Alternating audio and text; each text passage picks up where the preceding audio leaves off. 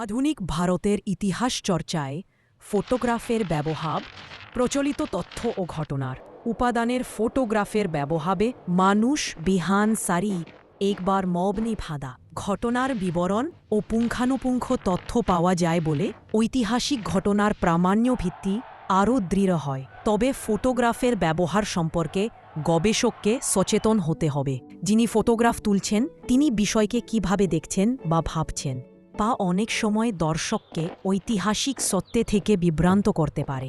এক্ষেত্রে ওই ফটোগ্রাফ থেকে প্রকৃত ঐতিহাসিক সত্যে উদ্ঘাটন সম্ভব নাও হতে পারে। কুলবন রায়ের তোলা পাশের ফটোগ্রাফিতে মোহাম্মদ আলী জিন্নাহ ও গান্ধীজিকে 1929-এ আলাপ্রতে অবস্থায় দেখা যাচ্ছে।